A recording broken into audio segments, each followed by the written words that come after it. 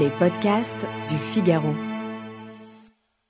Bonjour, je suis Victoire Sicora, vous écoutez Portrait de champion, le podcast qui donne la parole à ceux qui vont incarner et faire briller nos Jeux Olympiques. Les athlètes bien sûr, mais aussi tout l'écosystème qui permet à cette grande fête de se préparer.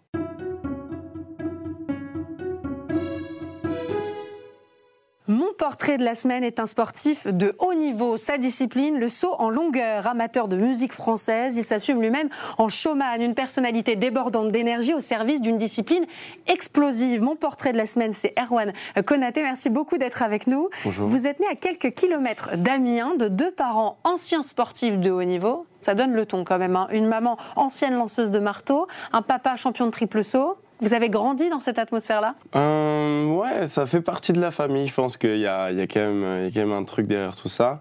Mais sincèrement, non, pas trop. Je pense que... Ça vous a pas conditionné ? Non, ils ont fait leur histoire. Moi, je voulais faire la mienne. Au début, je ne voulais pas faire la même qu'eux parce que je ne voulais pas ressembler à papa, maman. Et sinon, c'est pas marrant. C'est pas marrant. Et au final, l'histoire a fait que je suis revenu dans l'athlétisme. Et au final, je pense que j'ai bien fait.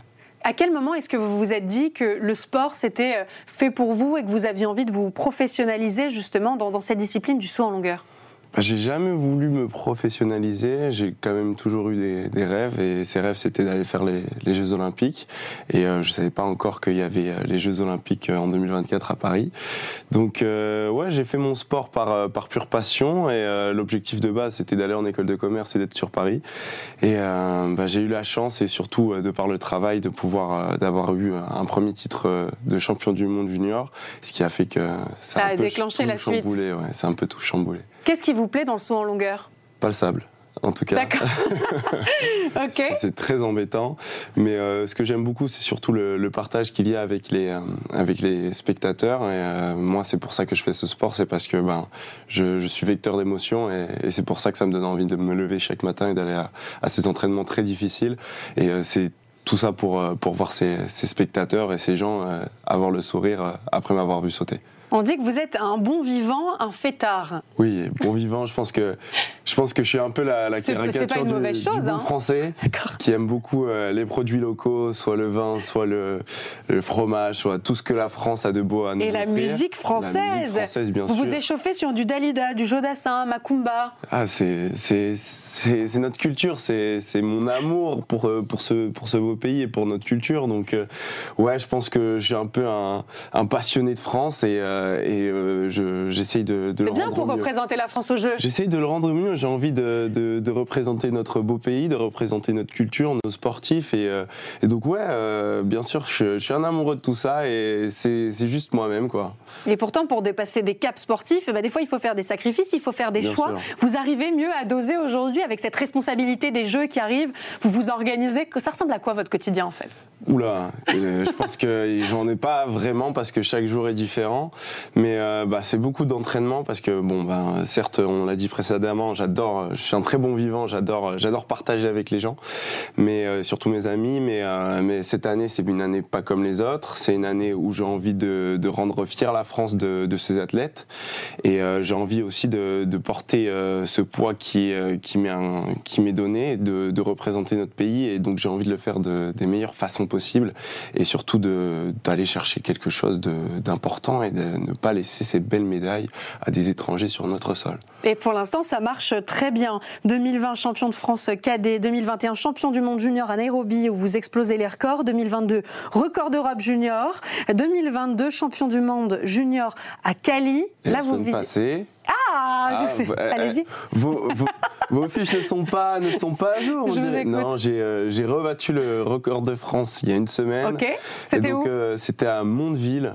Et donc ça fait super plaisir. Et ça vous met en confiance pour la suite, pour les Jeux ? Bien sûr, ça met en confiance, mais l'objectif n'est pas là, l'objectif est encore plus loin et l'objectif est surtout d'aller chercher cette belle médaille.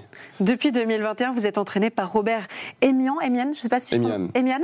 Et avec votre maman Jamais Bien Loin, qui gère en partie votre préparation physique. Vous vous sentez bien accompagné pour les Jeux ?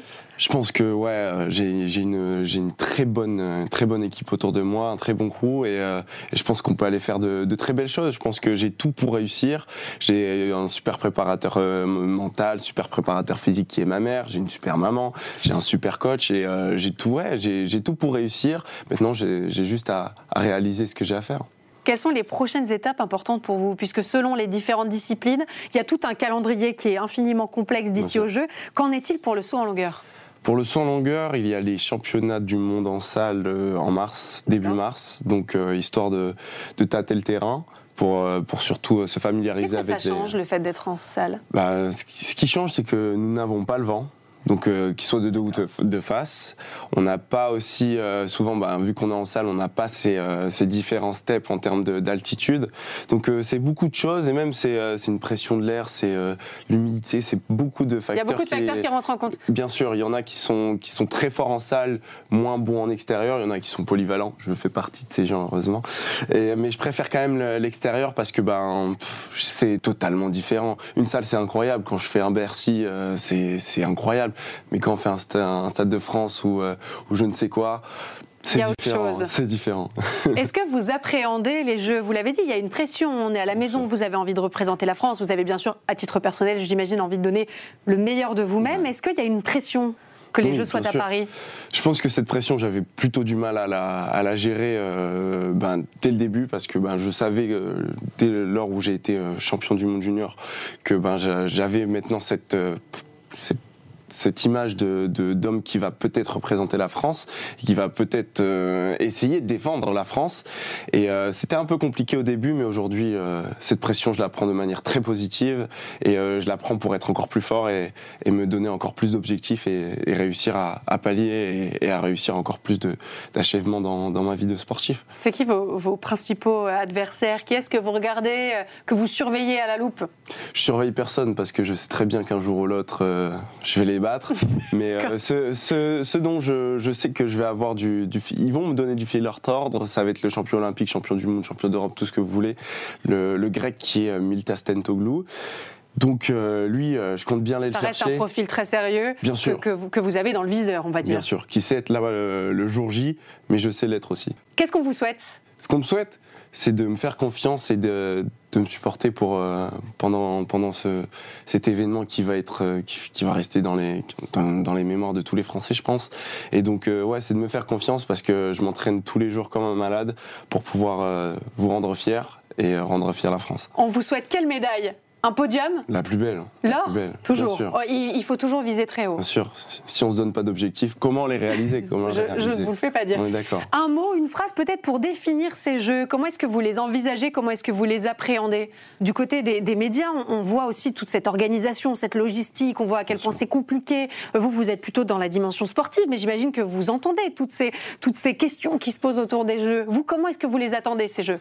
Moi, je les attends je demande juste que ça se passe bien, qu'il n'y ait pas de problème au niveau de la sécurité, parce que je sais que même si M. Macron dit que la France est préparée, nous ne sommes pas préparés à cet événement, parce qu'il y aura vraiment énormément de personnes, énormément de monde. J'espère juste que ça va bien se passer, qu'on va essayer de vivre ces Jeux Olympiques de manière peace, et qu'il n'y ait pas de ces problèmes qui nous incombent autour de notre vie, quoi, de toutes ces guerres. Pour que ça se déroule dans les meilleures conditions, qu'on vive ces Jeux, que le temps soit interrompu, et que ça soit juste un moment de pur kiff et d'amour. Merci beaucoup d'avoir répondu à nos questions. On est sûr que vous saurez fêter ça dignement avec tous les Français cet été.